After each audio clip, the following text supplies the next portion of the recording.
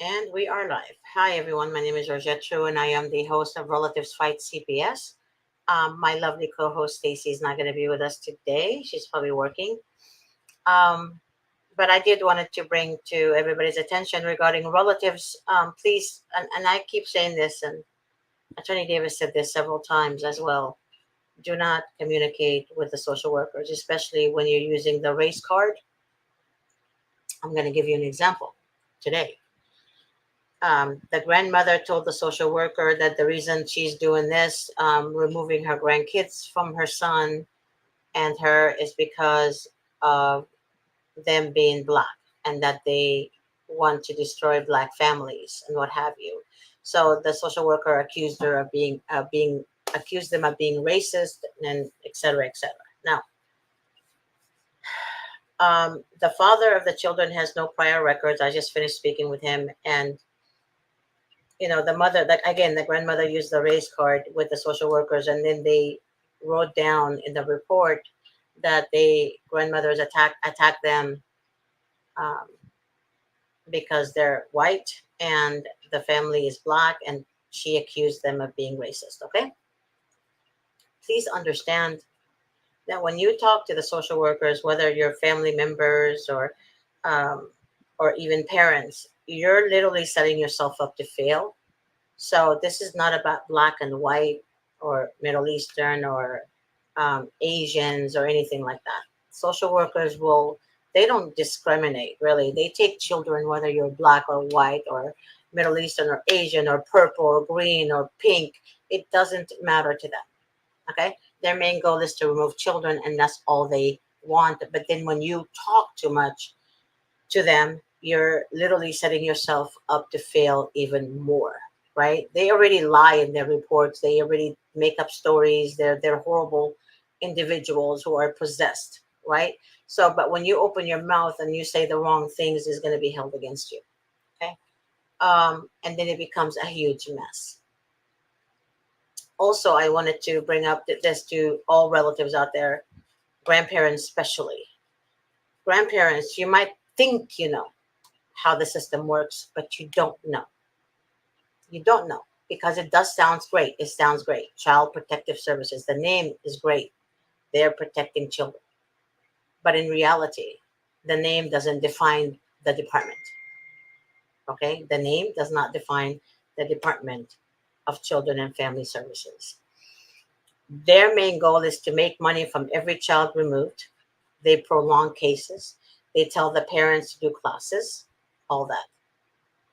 However, classes are just a distraction. That's all it is. It's a distraction because at the end, 12 months later, they either adopt the children, depending on the age. They place the children in an adoptive home that wants to adopt. So all the while that your kids are doing the classes, they're not going to see their kids, but they do give them false hope. So when grandparents, when you open your mouth and speak to the social worker, whether it's nice or bad or you're accusing them or what have you, it will be held against you in ways that you cannot even get out from it. Okay. So there was a show that I did a while ago, years ago, with Attorney Davis and one of our uh, attorneys that worked with us. Her name is Jennifer Ani.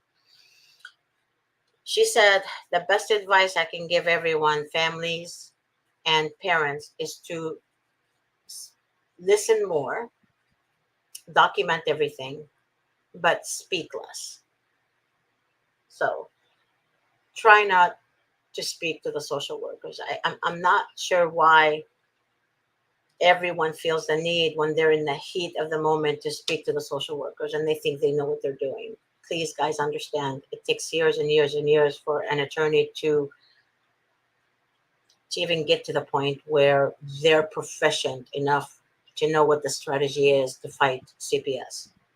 I have gone to court hearings with Attorney Davis. There's a previous court hearing that I can't speak of because when I was in there, the judge literally said that I'm not allowed to speak of that hearing at all, not even on my shows. But all I can tell you is this: When you speak again to the social workers and you're the grandmother on the case, I mean, in the matter, and you think you're defending your son or your daughter or both, remember that everything you're thinking you're defending your kids, with or what have you, it will be twisted in ways that it will. How can I say it? If you said to the social worker, "Oh my gosh, I mean, my daughter-in-law is great. She's a great mom. My son is a great dad, a great husband. They're good people. They don't hurt the children." There was one incident where my son was convicted with marijuana used like 10 years ago, but he's better now. He has a good job. He's doing this. He makes 80,000 a year, and then the grandparents go on and on and on to the social worker like they are close friends, and hey, let me tell you about my family. Don't do that, because you telling them all that, giving them all that information is just going to hurt you. It's going to hurt you. It's going to hurt your daughter-in-law. It's going to hurt your son. Don't do that, because the social worker can easily say, well, yeah, the grandmother said that her son sells marijuana. Again, it's hearsay, yes, right? Because they have no proof you said that. But the hearsay, again, works in the courtroom for the social workers. It works for the social workers. It doesn't work for you guys. You get it? If you would have said the social worker said, it's going to be hearsay for you, the parent, the grandparents, it's going to be hearsay. They're just going to be like, hearsay, what proof do you have? But if the social workers spreads lies about something you didn't say, then the judge is not going to say, well, I want proof. Show me where the grandmother said that, or show me where the parents actually addressed that, made that statement. You see how it works? I was speaking to a grandmother, and she said to me, she said, but it's not fair. The system is biased. The system is biased against everyone. Everyone. So this is not a race card in court. Has nothing to do with your race, has nothing to do with your skin color or anything like that. So again, you're just making grandparents, you make matters worse when you open your mouth. So keep your mouth shut. I mean, that's the only advice I can give you guys when it comes to opening your mouth and start talking too much to the social workers. Attorney Davis addressed this a million times on his shows. Do not speak to them without an attorney. Oftentimes I hear that the ex made the allegations, yet the ex lost her children. But then she calls and calls and calls and calls and made allegations because the father of the children has the kids. Now, especially if the father is not the abuser, right? Say the father has the children, he doesn't abuse the children are happy with the dad. But the mother is not happy because she doesn't get to see them. She only sees them every week, monitored visits. Now, because the father has the children, the mother did not lose her parental rights. She still sees the children, but it has to be monitored visits. When you, the mother, you're trying to be vindictive, you're putting your children in harm's way. Let me tell you how. Maybe that will sink in your heads. When you keep making false allegations against the dad because of your insecurity of getting back at him, the children can easily be removed from the father and placed in a foster home that you know nothing about. So if you know the children are in good hands, right, and you did not lose your parental rights, the father has custody of them, then take it to family court, right? Go take it to family court. Don't go back to CPS. Don't keep making false allegations. Go to family court because you still have your rights. Go to family court and get a modification of order. Like get modification, meaning if you've been doing monitored visits for 6 months, then the monitor that's monitoring the visits will write a report to the court. Let the court know how the visits go. The weekly visits go. So do it legally instead of making false reports against the dad just because you're unhappy with the results.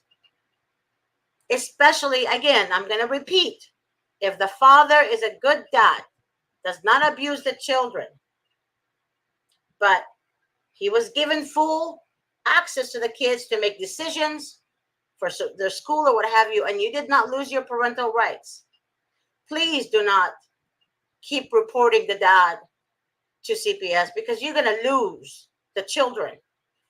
So if you want to toy with your kids, go ahead and do what you need to do. That's on you. But don't do it like this. If you really love your children, don't do that. Try to do it legally in a peaceful way. You're a good mom. The monitor writes a report for you on your behalf for the court. Take that as evidence. Ask for the court, the family court, not CPS, because your case is closed with them. And now you have supervised visits. Did not lose your parental rights. Go to family court and ask them, Your Honor, here's the report from the monitor that's been monitoring my visits for 8 months or 6 months or what have you. I would like to have unsupervised visits. I recommend you also get an attorney to help you with that. Okay. There is, I hear a lot of stories all day long, and I go to court with Attorney Davis, and I see what goes on in court, and these social workers lie all the time. All the time. I've seen it. I've been there. I was exposed to it several times. Most recent one I can't speak of because the judge made sure that I do not ever speak about it. But let me just say, how you conduct yourself in court is very important. Don't be a hysterical, crazy person. You need to hold yourself together. Stop using the race card in court. I have told you guys this 100 times. Every time you say that you're doing this because we're black, you're doing this because we're this, is not because you're black. It has nothing to do. All they care about is taking children from the parents. Whether you're black or white or Mexican or Middle Eastern or Asian or pink or green or blue, it doesn't matter. They will still take the children. So stop thinking that you're the victim because of your color. Okay. Again, and I said this to several people in court yesterday in the hallway. I'm sorry, last week in the hallway, where I literally told them outside the courtroom, stop screaming the race card, because the sheriff came to remove the grandmother that kept screaming the race card. And now she didn't even care. And then another sheriff came and got involved. And then now there's 4 sheriffs, kicking them out. That's not what you want. You need to hold yourself together. Yes, it's your children. You love them. Yes, your grandchildren, you love them dearly. And I get that. But when you show your emotions in violence, that you literally give them something to hold against you. So instead of doing that, try to hold yourself together. And especially if you have an attorney, let your attorney speak for you. I'm not talking about the court-appointed attorney, because they're all the same. But if you hired an attorney, please allow your attorney to speak for you. Okay? And the reason for that is because when you start speaking, you're going to speak from your emotions of, the love for your children, how much you miss your children, how much trauma they're putting your family through. I get that. Believe me, I get that. But I was explaining the other day in court that, again, I'm going to mention Jennifer Arnie because, she's amazing attorney. I love her so much, and I miss her so much. She used to handle CPS cases for years, and she was going through a divorce, and she had to hire an attorney. And I asked her, I said, why? You're a great attorney. You can handle this. She said, I tried, but I became emotional, she said. And I understood what she meant. So even that, Attorneys have to hire attorneys when it's their own case. I'm not joking, you guys. It's real. Another thing, my doctor, one time when I went to him, he said, Georgette, I'm sorry I had to cancel your appointment last week because my son was sick and I had to take him to the doctor. I said, what? I mean, I didn't understand that. I said, you're a doctor yourself. He said, yes, but I'm too emotional when it comes to my children. I might misdiagnose them. Okay. So it made sense to me.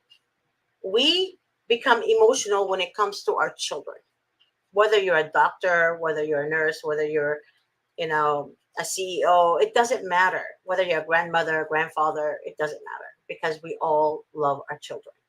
Okay. But again, when you're emotional in court, when they see that emotion in violence, that shows the judge that you are not a good fit because you demonstrated aggression and violence in court.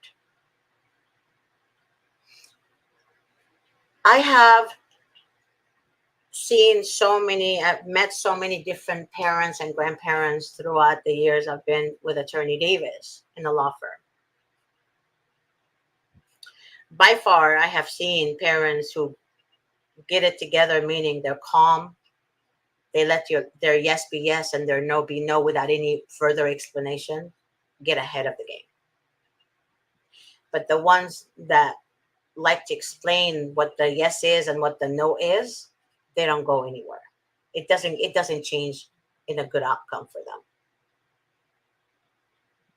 So Attorney Davis taught me, even when he talks to me pertaining to work issues or concerns, he would ask me yes or no, and I have to say yes or no. But it was his way of training me to understand that this is how the legal world is. It's a yes or no question.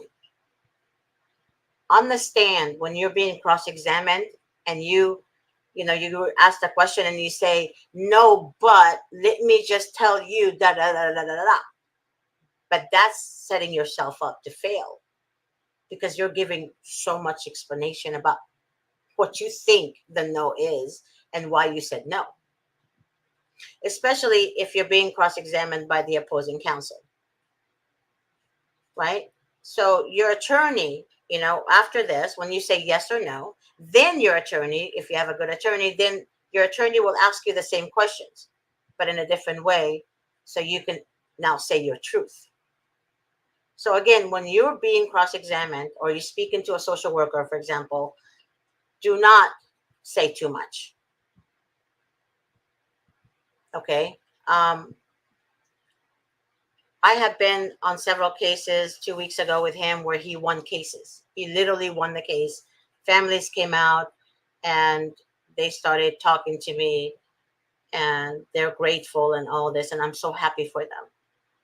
But I've also seen family members, grandparents, especially, and aunts, the maternal aunts and the paternal aunts of the children, they really, really, really, really become too aggressive in front of the judge and in court. That again will take you back to no good outcome. And I want to see you guys win. I want to see you guys have your children back. But I'm begging you and I'm asking you from the bottom of my heart, stop attacking one another.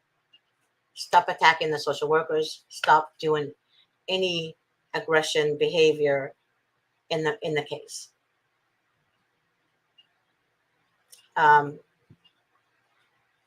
strategy in winning is get enough sleep so you can think better, eat the right foods, stay away from drugs or alcohol, drink a lot of water, and have faith and go to sleep and do not overreact.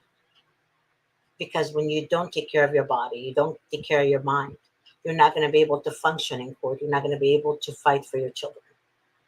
So this is just my advice to you guys and to all women I mean, to all parents, whether you're the father or the mother or the grandparents or the aunts or the uncles or even the godparents, do it in the right way. But you have to take care of yourself. You have to take care of your mental emotions, your your mental thinking. You have to be able to think rationally, and you have to sound like you're together. Okay. Um, thank you guys. I hope all of you guys can listen to this, and God bless you. And I pray that each and every one of you have the children with you. And before I leave, I would also like to say to the married couples and to the separated couples and parents and the ones who are going through a divorce, stop attacking your husband or your wife. When you have children together, to me, honestly, the most important thing is your children.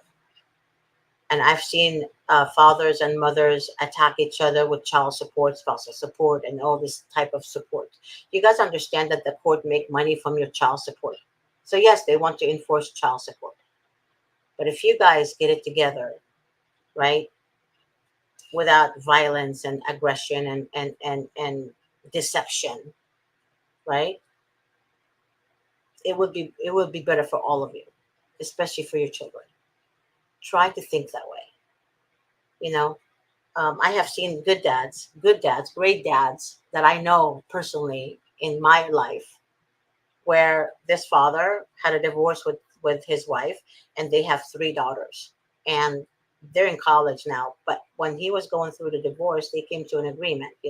Hey, I'm gonna help you until the kids are in lost. I mean, sorry, until the kids are in college, and what have you. And he left her. He had several properties. He left her the house, and he gave her another property. So, anyways, he divided everything. They did it without any type of violence, right? I don't understand why parents feel the need to attack each other. You guys had kids together. You guys got married, whether you married a narcissist or not, right? You made a choice to marry this person. If this person wants to be violent and ugly, okay, and hopefully you can afford an attorney, the attorney will help you, especially if the attorney understands what a narcissist is and how the narcissist behaves in court. I get that part. But at the end of the day, when your kids are older, they're going to see who the bad parent is, right? They're going to see who the bad parent is. Remember that you guys made children together. So for the sake of the children, try to get it together. Try to handle conflicts different. Okay? So again, always, if you're Christian, you'll understand what I'm saying, but always make God first. God is always in your life first. And ask God to guide you and help you. And if you're a violent person, you're an angry person, ask God to help you with your anger. Okay? All this is important because anger is a sin. I found that out from a very good sister of mine, sister in Christ. She works with us. Her name is Jolie. She, if every time I get angry, if a social worker took children or removed children from good parents, I get angry. I get so mad, and I just start cussing. And she always reminds me, stop doing that. This is not from God. It's okay to be angry, but don't sin from your anger. Don't start cussing. Don't start doing violent things. Okay. Um, Everyone, and I pray that we have more of her in the world. She's a great person. I love her so much. But try to maintain your sanity for the sake of your children. Please, I'm begging you for the sake of the children. And I think I mentioned this um, several times as well. The most important thing to me is the kids because the children suffer more than you. Even though you think you're suffering the worst pain in the world, just imagine that pain 100 times worse. Children don't know what's going on. They're being deceived, they're being medicated, and they miss their family. Stop turning against each other. Start taking care of yourselves so you can be a blessing to your children. Okay. God bless you again, guys. And I'll see you guys next week.